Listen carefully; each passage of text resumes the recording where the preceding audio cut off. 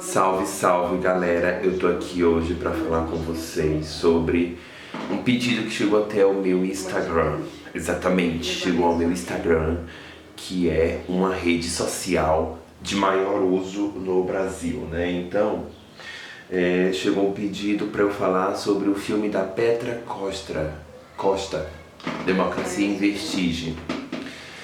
Daí, esse filme eu acho que eu já assisti umas 6 a 7 a 8, 9, 10 vezes, né? Porque esse filme, eu encaro ele muito como a situação de presunção, né?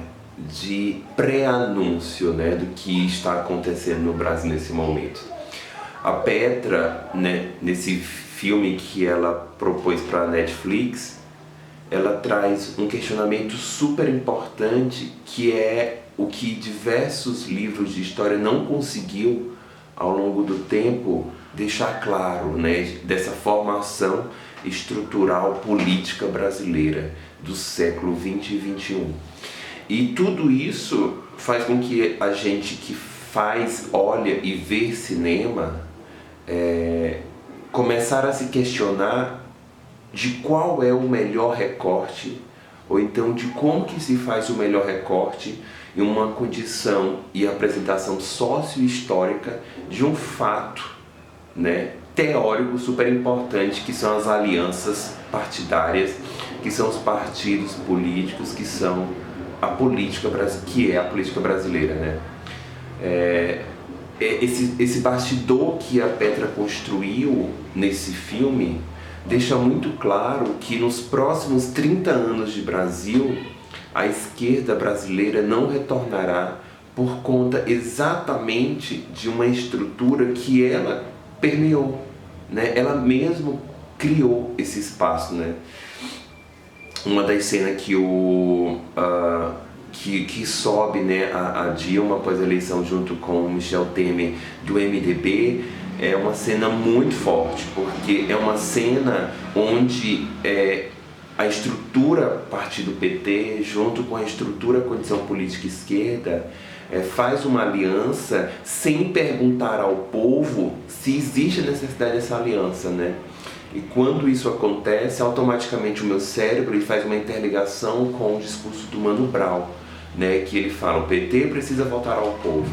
E vendo como que está o andar da carruagem, por exemplo, o Lula agora fazendo reuniões com pessoas em Brasília, a gente sabe que a estrutura corrupta política brasileira, ela está entranhada nos próximos 1000 anos, né?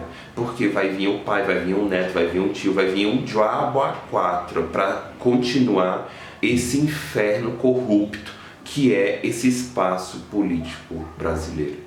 Eu sei até que, falando nessa condição política, eu sei até dos meandros, né, das situações que a gente precisa comentar. Tem uma cena que acontece em dezembro de 2015, que é a cena do impeachment, né? É quando o Brasil começa a ficar fervoroso, inclusive pessoas de esquerda começam a pensar nesse espaço de impeachment, né? De que ela precisa sair para a gente ter uma renovação no país e que o país vai ser renovado a partir de discussão política super importantes, né? E daí a presidente Dilma, ela faz um pronunciamento, né, sobre essa situação. E durante esse pronunciamento começa a nascer uma cultura que a Petra trouxe muito bem para essa narrativa do seu filme, dessa construção, né, desse momento que foi acontecendo tudo isso. Tem uma imagem que ela mostra em março, né, em dia 4 de março de 2016, que é o Lula entrando dentro do elevador. São cenas muito importantes que, para o cinema pós-moderno, tem uma necessidade, né? A gente sente mais essa necessidade de ver essas situações acontecendo. Por quê? Eu começo a me questionar, né, em algumas situações, por exemplo, desse filme, de como que fica o direito da imagem, né? Mas é um filme que traz diversas situações, e dentro dessas situações teóricas, né, esse espaço do direito à imagem é muito importante a gente salutar e a gente deixar claro e evidente que existe um questionamento sobre, né? Daí ela também mostra imagens do apartamento do Lula no Guarujá, né? Imagens altamente exclusivas, mostra, por exemplo, imagens dele dentro do carro, né, chegando no Sindicato dos Metalúrgicos aqui no Grande ABC. E todas essas imagens que a Petra está trazendo nesse filme me faz questionar e ser questionado, né, cotidianamente sobre as ações, né, de como que essas ações elas são possibilitadas, né? A imagem real, a imagem de todo esse processo, né?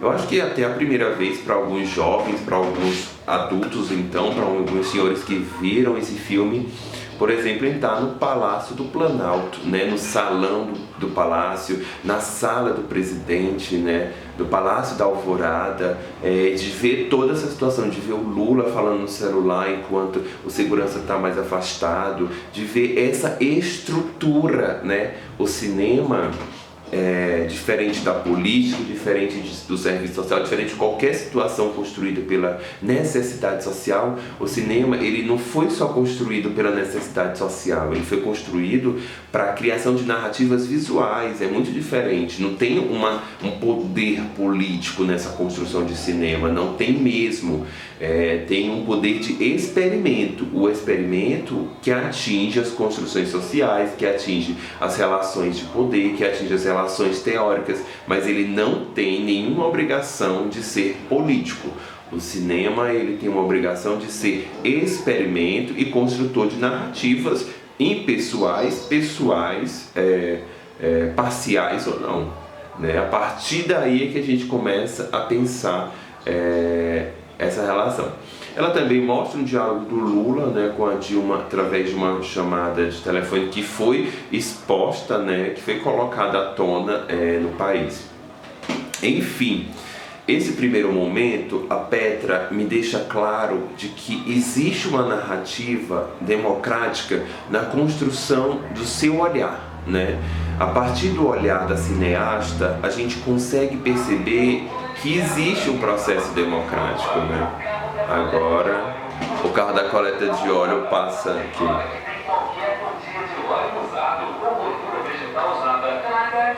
Estamos aguardando guardarmos o destino certo e não prejudicarmos o meio ambiente. Vamos juntos fazer nossa parte. Nosso planeta agradece. Olha que legal, hein? E quando a Petra traz para mim esse local de que a direita vai permanecer durante 30 anos ainda no poder no Brasil, eu, enquanto pessoa que acredita na possibilidade de igualdade, né, começo a me perguntar, né, a me perguntar sobre essa relação de que ela está prevendo através de uma construção visual, de uma apresentação desse filme, a realidade brasileira dos próximos 30 anos. Ela apresenta os agentes que estão construindo essa formação política e que constroem essa formação política e mostra suas narrativas muito claras, né? Tipo, o que você vê ali, o que você constrói ali, né, nesse diálogo é muito forte, porque ela traz a força da direita através das manifestações por todo o país, né? Ainda tipo 3, 4, 5 anos atrás, ela traz a construção imagética da direita, né? De como que eles estão pensando e articulando isso. E dentro das manifestações já filmadas lá, já existia uma luta da direita pela trajetória do Sérgio Moro, né, de trazer o Sérgio Moro para esse olhar político brasileiro. O Sérgio Moro, ele saiu da política desse espaço